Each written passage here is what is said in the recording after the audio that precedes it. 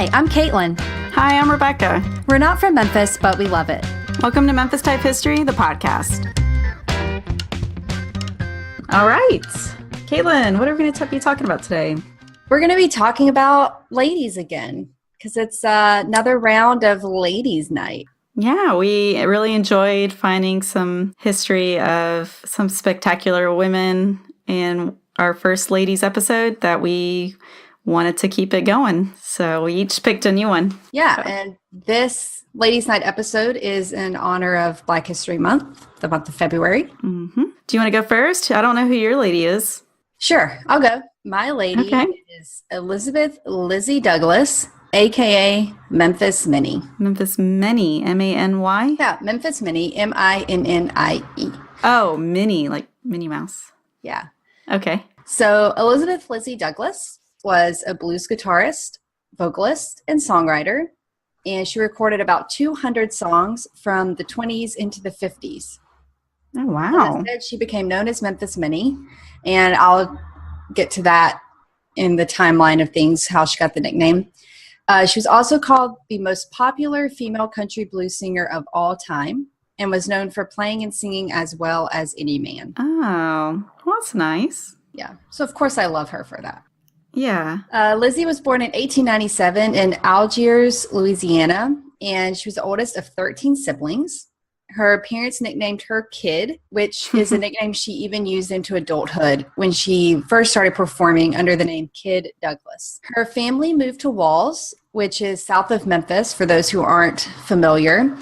They moved to Walls when she was 7 years old, and in the next year, she got a guitar for Christmas. Mm-hmm.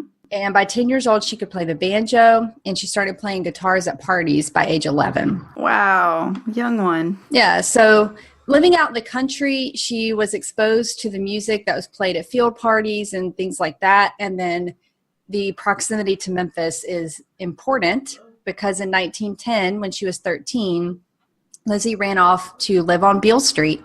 That's the way to do it. Yeah, that's where the music was happening. So to Beale Street she goes. Yes. So she started playing on street corners, and she would sometimes go back to stay with her family for short stints when she got low on cash. So I guess that means they were fairly supportive of her doing this. I don't know. I mean, she came and went. Yeah. So back in those days, becoming a musician was really one of the few ways to escape a life in the fields. And so really, like, her other options were domestic service or physical labor, like on the farm. So she was very good at making music and turned to that. Someone like Lizzie at that time, so this would be like the average way to be doing it, would be playing anywhere and everywhere.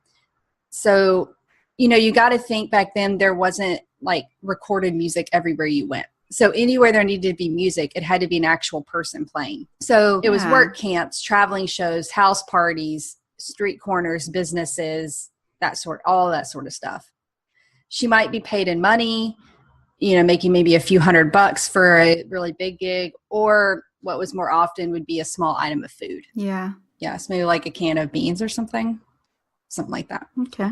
So after a minute, she partnered up with Willie Brown, who is most famous and well known for working with Charlie Patton. So in 1915, they headed down to Bedford, Mississippi, which was apparently some kind of resort town. And they played on. Okay. I know. I have no idea. I Googled it to look at it now, and I don't know. It didn't look appealing to you? Like, let's pack up the suitcases and hit Bedford. I guess maybe it was. I mean, it looks like now people go there for vacation, but maybe like back then it was like resort level vacation. But basically, they played on ferry boats that took tourists around on Lake Cormorant. Cormorant? I don't know how to say it. So that was it. Yeah. Then next, because, you know, I like women who do a lot, you know, my Evelyn Estes was my last pick, right, for Ladies' Night. A lot of spontaneous moment. So Minnie joins up with the Ringling Brothers Circus, most likely out of Clarksdale. And she tours with the show from 1916 to 1920. Wow, she liked the circus. Well, back then, like dancers, vaudeville performers, and street musicians like Minnie, that they could do pretty well in the circus. And so her time there probably actually helped her become a better performer too. And so she really was able to create her persona and her act and all of that through her time at the circus. Oh, yeah. Now, does she perform with the band, or is she just like one woman act? Unfortunately, I couldn't figure out what she did in the circus. I really wanted to know. I know, right? Yeah. Maybe she did. Maybe she tamed lions while she sang. That would be an act worth seeing. Like what if you could sing lions to sleep? Yeah, I was about to say, what if she sang them lullabies and they went to sleep? And that was like the end of the show. And then a fat lady came I'm going to go and with that. Uh-huh. So around 1920, she went back to Beale Street. She worked as a guitarist and a singer. And as was common for women musicians at that time, she supplemented her income with sex work. It's believed that she married her first husband, Will Weldon, sometime in the early 20s. In 1929, she started playing with Wilbur Kansas Joe McCoy, who was a blues singer from Mississippi, and who also became her second husband. One day, when they were playing for dimes in front of a barbershop on Beale Street, a Columbia Records talent scout discovered them. Ooh, and she became a star? Sort of. They went off to New York City, and that's how they got their nicknames, Kansas Joe and Memphis Minnie. The Columbia Records gave them those nicknames. And they started recording duets together. Oh, cute. Yeah. One of the songs they made before divorcing in 1935, called Bumblebee, became one of Minnie's most famous songs, and she'd go on to record 5 different versions of it throughout her career. The relationship didn't last? Well, no. The rumor was that one of the reasons that they divorced was McCoy was really jealous over Minnie's success. Ooh. Poor fragile man. Didn't like not being the star. I guess not. One thing I also thought was real interesting is that Minnie presented a really elegant persona to the public, very feminine with expensive dresses and jewelry and stuff. But she was actually super independent. She chewed tobacco, which we should actually spit on stage without missing a beat. And she could be pretty aggressive. Wait, she would chew while she was singing? Yes. She would be singing, chewing topacco, and spit without missing a beat. Yeah. Oh, my. The stuff of legends, Memphis Minnie is. That's impressive that you can be sophisticated and have that gift of chewing tobacco elegantly while still holding a tune. I've never seen that done. Me neither. One quote that I saw from blues musician Johnny Shines said that any men fool with her, she'd go for them right away. She didn't take no foolishness off them. Guitar, pocket knife, pistol, anything she got her hand on, she'd use it. Oh, okay. Watch out, Minnie. So next, Minnie went to play clubs and record in Chicago, where she frequently bested other musicians, men, of course, at cutting contests, which were like challenges, like a dance-off, but a sing-off sort of. Yeah, like a music-off. Yeah. And that helped her get very popular and caught the interest of recording studios and record labels that she was so good at winning these cutting contests. That's cool. Yeah. In the 1930s, she went on tour for a good bit around the South. In 1939, she married her third husband, singer and guitarist Ernest Lawlers, also known as Little Son Joe, and began recording with him. She was a finger picker throughout her career, so there's a little music fact for the music people listening. And many musicians find her earlier days the more inspiring and innovative of her work. All of it's good, but that's apparently musicians really like that, the first stuff she used to do. In 1941, Minnie had started playing the electric guitar, which I thought was pretty cool. Oh. Yeah. She also got her first hit, Me and My Chauffeur Blues. In terms of her music, it was really often taken from her personal life and related strongly to the lives of Black Americans, which really influenced a lot of the musicians that came after her. And especially being in Chicago, she really did influence a lot of musicians because a lot of Black musicians came up through Chicago. Some names of people that would have been in her clubs and who knew her and were influenced by her music in the 40s are like Muddy Waters, people like that. So, oh, wow. Yeah. In the late 40s, the music scene was changing a lot, and Minnie didn't really keep up with trends in terms of like the music she was making and stuff. So big labels stopped recording blues artists. She moved on to smaller labels, and then her health started failing in the 50s. In 1957, she moved back to Memphis with her husband after she had a heart attack. She played some and appeared on the radio some to encourage young blues musicians in the area. I think her last show was like a benefit or a tribute or something to a friend of hers. It was something like that. So she really didn't do a whole lot once she got back because of her health.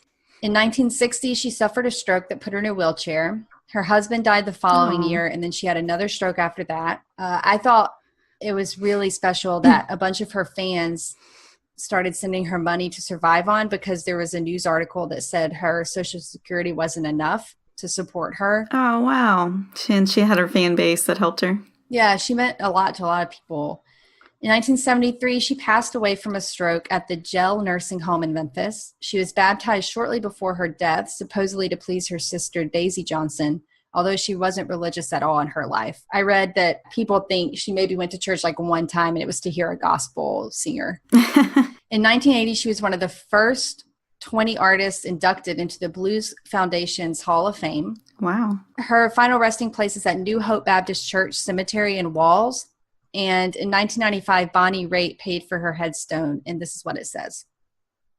Lizzie Kid Douglas Lawlers, a.k.a. Memphis Minnie. The hundreds of sides Minnie recorded are the perfect material to teach us about the blues. For the blues are at once general and particular, speaking for millions, but in a highly singular individual voice. Listening to Minnie's songs, we hear her fantasies, her dreams, her desires, but we will hear them as if they were our own. Oh.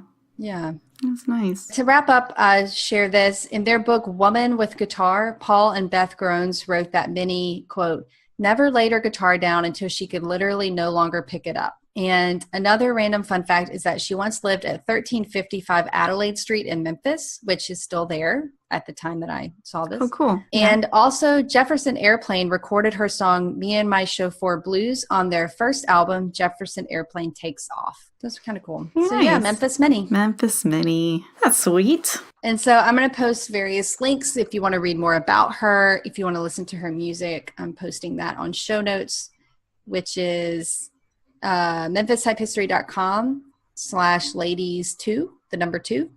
That work? That's what I was thinking. Well, you might be happy to know that I also looked up research on a woman who was also a musician. Oh, really? Yes.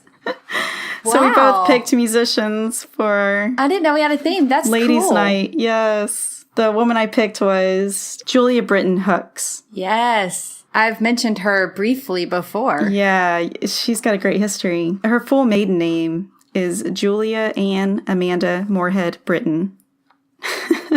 Wow, I love people with long names. Yeah. People know her as Julia Britton Hooks. And people also know her as the Angel of Beale Street, which we'll get to in a moment. Okay. Julia Ann Amanda Moorhead Britton was born in 1852 in the slave state of Kentucky, though her parents were both freed African American.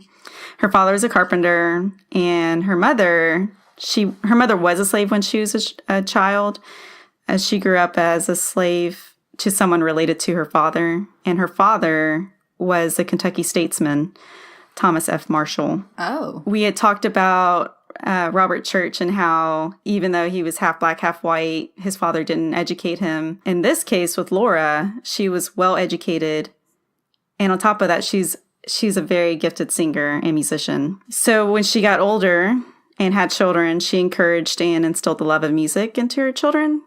And Julia particularly picked up that gift. She's kind of known as a music prodigy. Like she's really gifted in that department. She really took that from her mom. And her mom would perform together in parlor concerts for wealthy white families. And I guess the right Southern word would be aristocrats, which I don't ever know if people call aristocrats, but in the books they say they performed for aristocrats. Oh, well. And yeah, like I said, she was kind of known as a music prodigy because she could perform some of the most complex piano pieces of some really well-known composers. Wow. And so it wasn't just, I guess overall, the big picture is this family was just really well known and really well respected. Julie's younger sister ended up becoming the first African-American physician in Kentucky. And her brother was a famous jockey. His name's Tom Britton, if anyone is interested in jockeys. Can look him up. What kind of jockey, Rebecca? I assume that to be the guy, the one that rides a horse. Okay, just checking. Because this is Kentucky. So, yeah. But okay, so back to Julia. When she's 18, she enrolled at Berea College, which made her one of the first women of any race to attend college in the state of Kentucky, which I thought was cool. Wow. The first woman, period. Yeah. Wow. Of that state, yeah. And while she was a student from 1870 to 1872, she taught music at the school, and that made her the first African American to teach white students at Berea College. And then she graduated in the class of 1874 as the second African American female graduate of Berea. Wow. Yeah. So she's definitely in the Berea. Wait, how did someone get ahead of her? Oh, wait, the second African American graduate. So just one person. Yeah, one person. Okay. Was before her. But she was still the first faculty member for Berea. First African American. Yeah, that's amazing. Mm-hmm. She taught music, naturally, because that was her gift. Yeah, so in 1872, Julia moved to Greensville, Mississippi. Shout out. Isn't that where you're from? Yeah, I'm from Greenville, yeah. Uh-huh. That's where she moved in 1872. Wow. Yes. Did you know her? I had no idea. Just kidding. No, I had no idea. It was 1872. I'm sure you definitely didn't know her, but I also had no idea. Yes. I'm so excited about this. Yes. She taught school in... what school? You know what? I didn't find the name of the school. It just talked about how she taught school there in Greenville, Mississippi. Okay. And she met and married a man by the name of Sam Wardles, but lost him the following year to yellow fever. Aww. I know it. In Greenville? Yeah. Oh, I didn't know. I don't know what his background was. Maybe he was a commuter or something, or a traveler, I mean. And he did get yellow fever and passed away. And after his passing, she moved to Memphis in 1876. So that did make me wonder if maybe he was somehow connected to Memphis or something. Or maybe it just kind of went around the whole South. I just never knew. Yeah. Or something. I bet it did. But it just really affected Memphis in particular. But yeah, she moved to Memphis, and this is how she obviously came to be known as the Angel of Beale Street, because in Memphis there is a street named Beale Street. And this was the music. Really? Yeah, so Beale Street is in Memphis, and this is basically the musician's paradise. People called her the Angel of Beale Street also because she became known for her local social service work, and we'll get into that more in a little bit. She soon married her second husband, Charles Hooks. That's where the name comes from. And she was not hesitant to actively protest against racism and inequality, which occasionally led her to getting arrested and fined. And probably one of the most famous instances is in 1881. She was arrested at a Memphis theater because she refused to move from the colored balcony where she was sitting. She was sitting in the white balcony. And so she's arrested and escorted by a couple of police and fined $5, which is just such an injustice because of how much of a musician she was. Like, she should be able to sit in a nice seat at the Memphis Theater, but, that's not how the times were. So, in 1883, her and somebody by the name of Anna Church opened the Liszt, L-I-S-Z-T, Mullard Club. Ooh, that's hard. Yeah, that's a tough name there. They opened that to create opportunities and education for the Black youth of the South. With the creation of this club, she was able to raise money to provide musically gifted Black students to study music on a scholarship. That happened because of her and that club. And in 1891, Julia founded and became a charter member of the Orphans and Old Folks Home Club on Hernando Street, where she purchased 25 acres. And she was able to pay off that debt 3 years later by performing concerts, which was really, that was some serious devotion. And the purpose of that organization was to provide accommodations for orphans and elderly African-American women. So she did that. And it keeps going. In 1892, she founded the Hooks School of Music and the Hooks Cottage School in response to the poor public education that Black youth received in Memphis. And would you believe...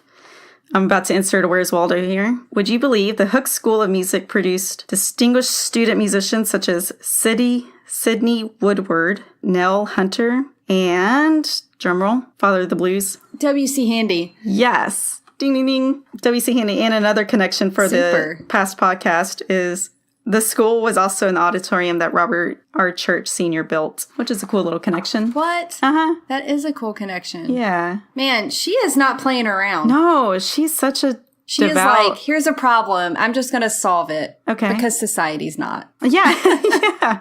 It's like she saw a need in Memphis. It's like she came here because this was musician's paradise. And she was passionate about everything else because she was also passionate in education. I don't know. She really made a difference with what she did. Now, bringing her husband back in, Charles, her and her husband together administered the detention home for young African-American lawbreakers. That was from 1902 until 1917, which is unfortunately because one of the detainees killed her husband, which is sad. But that didn't stop her from continuing and helping and advising the troubled youth with their problems. She kept at it. She kind of committed to it and stayed devoted to that. And then in 1909, she became involved in the NAACP.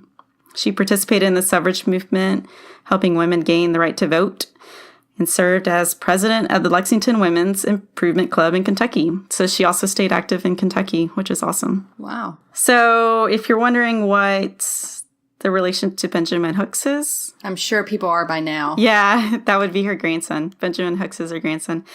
And he remembers her being arrested because she disobeyed Jim Crow laws, which I thought was cool. To remember your grandma as being like a rebel. Yeah. And that's what she was. And he carried on the family tradition of working towards civil rights. Yeah. And her sons.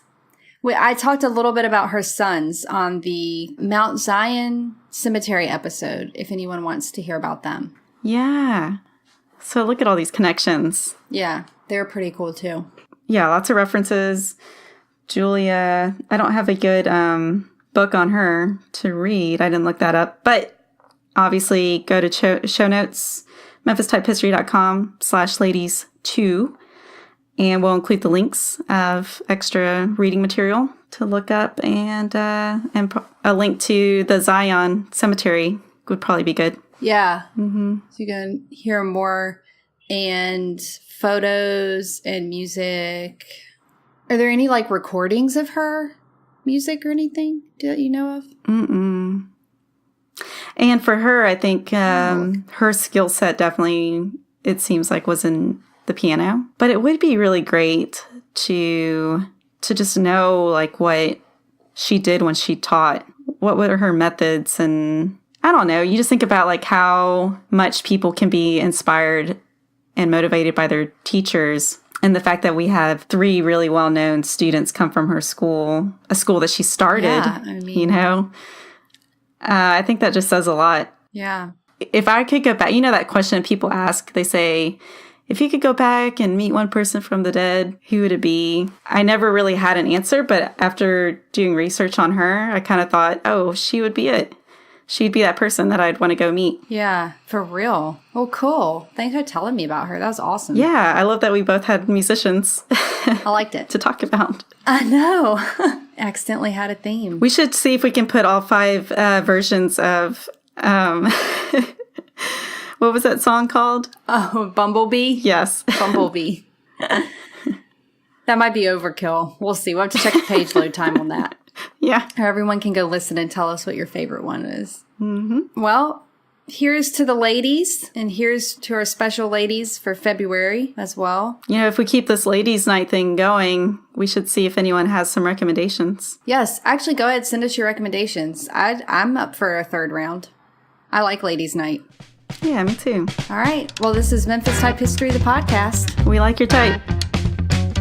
You've been listening to Memphis Type History, the podcast. It would mean so much to us if you head over to iTunes and give us a rating and review. Be sure to subscribe and never miss an episode. Want to be part of Memphis Type History and get behind-the-scenes content, merch, and more?